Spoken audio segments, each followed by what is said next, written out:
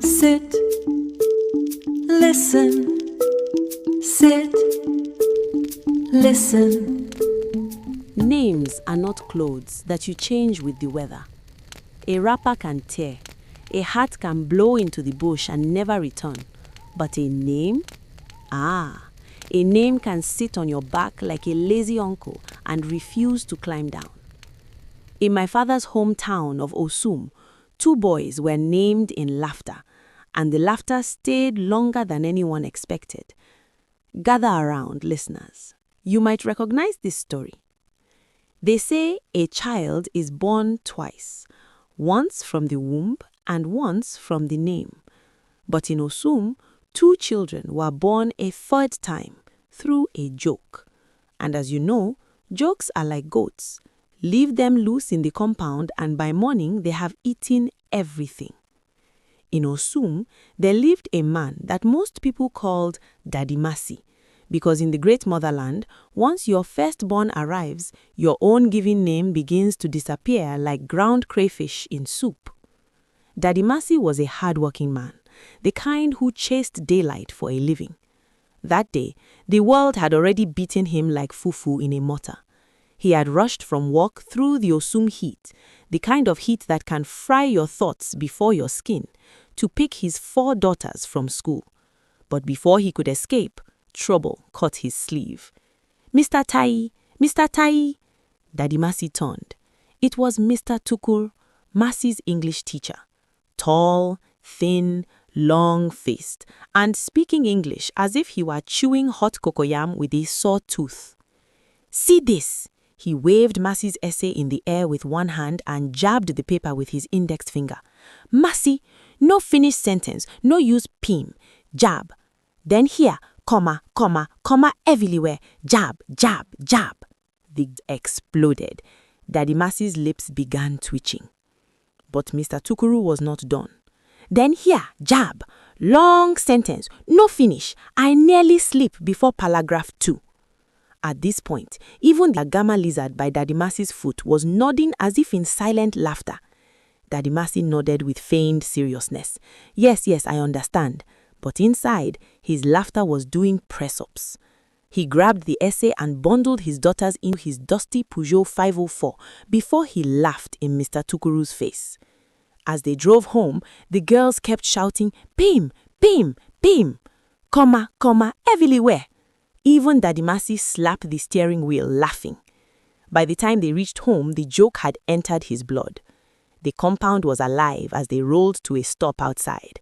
Women were singing, babies were babbling, pots boiled angrily, wooden pestles were rhythmically pounding cocoyams in hollow mortars. Tai, welcome! Mimi the nanny rushed over to take his briefcase and guide the girls indoors. Daddy Masi smiled foolishly to himself. He was not yet used to the title Tai, father of twins. Inside, his wife sat in honor, radiant, twin boys in her arms, Mai. Women surrounding her like bodyguards, seeing to every need, and beside her 2 folded cloths. Inside them, the names they had chosen. Proper names, ancestral names, blessed names. She had prayed over them for months. But no one noticed the cloths because laughter was already sharpening its teeth. After much merriment and cheer, the drums stopped. The chief elder rose, giving a brief welcoming speech.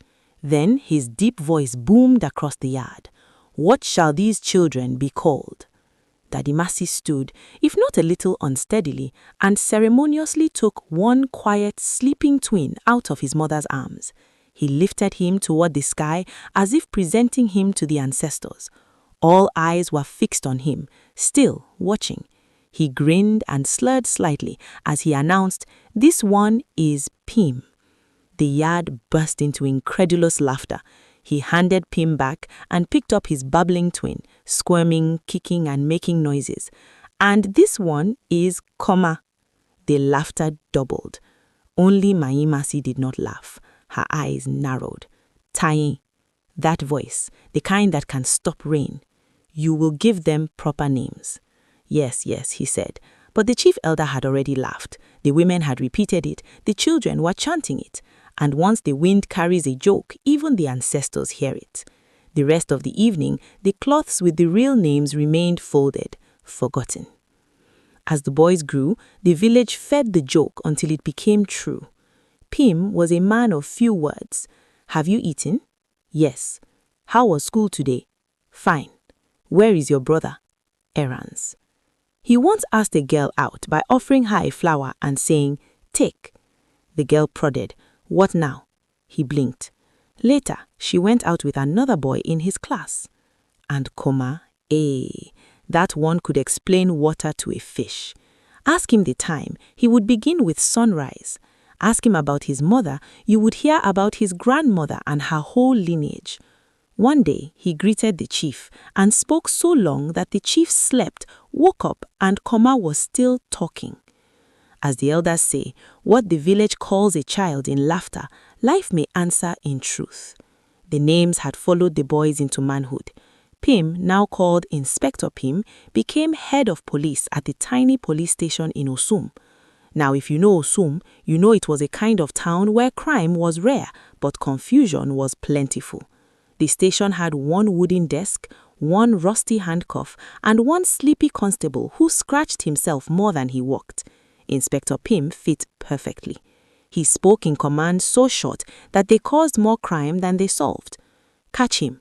Who? The thief. Which thief? Run. And the thief would run. One day, a woman stormed in screaming, my goat, they have stolen my goat. Inspector Pim rose slowly. He grabbed his whistle, blew it once, then shouted, block the road. That was all. The constable blocked every road, Market Road, Church Road, even the road to the cemetery. No one could move. Women carrying cassava stood in the sun. A bride missed her wedding. A corpse arrived late to burial. After 3 hours, they found the goat, chewing police wrecks behind the station. People nearly beat Inspector Pim, but he only shrugged and announced, found it. Meanwhile, Comma became the host of Radio Osum, the town's only radio station, a station so poor that if rain fell too hard, the news became music. Comma loved that microphone like a mother loves her baby. Every morning at 6, his voice entered every household and vehicle in Osum. Good morning, beloved people of Osum. He would stretch the greeting so long that people were halfway to work before the weather report began. He had programs like Talk and Talk Again, Morning Wisdom with Comma, and everybody's favorite, Before the Point. One day, there was an emergency. The chief had sent word. Announced that the bridge near the river has collapsed. Simple, urgent. Comma cleared his throat. Good people of Osum, before I begin, let us remember that bridges, like relationships, require strong foundations. Women paused cooking, men paused shaving, even children stopped playing. Everyone wondered which wala Comma was about to start that day. Comma continued, when I was a boy, I crossed a bamboo bridge. By the time he finally announced, please avoid the bridge on River Mbo, 3 bicycles and an old man's marketware had fallen into the river. Later, as the station manager reprimanded Comma, he only sighed, thinking, these people do not appreciate context. But the worst came during football season. Now, Osum people loved football more than food. Some men named their sons after players. Others divorced over match results. So when Osum United played their rivals, the whole town gathered around radios. Comma had the honor of live commentary. At first, it was beautiful. Ball to Ekema, Ekema to Tita. Then Osum scored. Comma screamed, goal! The crowd roared. People danced. Beer flew.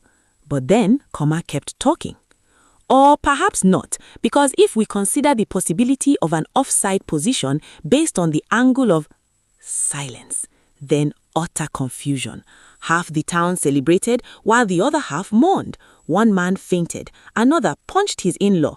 2 women overturned the pot of ndole. By the time Comma clarified, Radio Osum was being attacked with tomatoes. Comma escaped through the back door carrying his precious microphone. And then laughter turned and beat the owner. One hot afternoon, Daddy Masi sat in his yard repairing a portable radio. Suddenly, Comma's voice burst through the speaker. Urgent, loud. Breaking news! Breaking news! There has been a terrible accident involving a respected elder near the market. Daddy Mercy's heart stopped. Comma continued. As we all know, respected elders are the pillars of society. Daddy Mercy shouted, "Who?" The radio, of course, did not answer. He jumped up, grabbed his bicycle, and pedaled like a possessed man, sweat dripping, slippers slapping. At the market, he found chaos. Amidst it stood his son, Inspector Pim, blowing his whistle, shouting, "Move!" That was all. Nobody knew where to move to. Pim moved left, then right, then nowhere. Daddy Mercy grabbed Pim. What happened? Pim pointed. An accident. Daddy Mercy rolled his eyes but looked.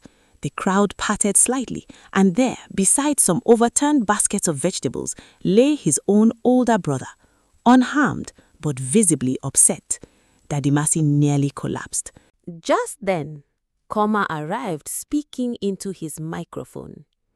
And we are here live at the scene where initial reports may have been exaggerated. Daddy Mercy stared at Pim, at Comma, at his disoriented brother, at the crowd. Then something inside him broke. "Hey!" The whole market fell silent. Even Comma stopped talking. Daddy Mercy raised both hands over his head in despair and shouted, "I named fools!" The market exploded with laughter. That very evening, Daddy Mercy called for a renaming ceremony. Goats were slaughtered, palm wine flowed, prayers rose, ancestors were invoked. The elder stood before the townspeople and said, "A careless name is a shoe nailed to the wrong foot." He faced the twins. "You were named long ago, but laughter stole your names." All of Oshun repeated a joke until it became a curse. Silence fell heavy. Daddy Mercy bowed his head in guilt. But today, you begin to heal. And sometimes healing is not becoming someone else, it is returning to the name you were meant to answer. The elder then took 2 embroidered white cloths from Mommy Mercy. She had kept those names the way a mother keeps medicine, waiting for the fever to break. The elder turned to the first son. "You are not Pim, you are Lekane, wisdom in words. Do you accept this name?" Pim said, "Yes." The elder frowned and whispered loudly, "Say more." Pim paused, hesitated, then said, "Yes, I accept." Then the elder turned to the second son. "You are Monto, measured speech. Do you accept this name?" Monto inhaled deeply and began, "First of all, I would like to thank the elders, my parents, the ancestors, the radio station, the football fans of Oshun." People moaned. Old people sat down in resignation. The elder coughed pointedly and said loudly, "Do you accept?" "Yes, sir, I do. I will answer to Munto and honor that name to the best of my ability." A collective sigh of relief could be heard.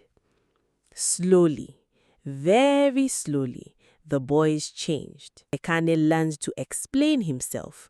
Munto learned to pause and give only necessary facts, for the most part. And Daddy Mercy, he never joked at a naming ceremony again, no. So, remember this, listeners. A child may carry a name, but sometimes the name carries the child, and what people called them again and again can bury who they truly are. The story has ended, but if it stayed with you, return to the fire, tend its embers, and let it travel beyond you. Go well, listeners.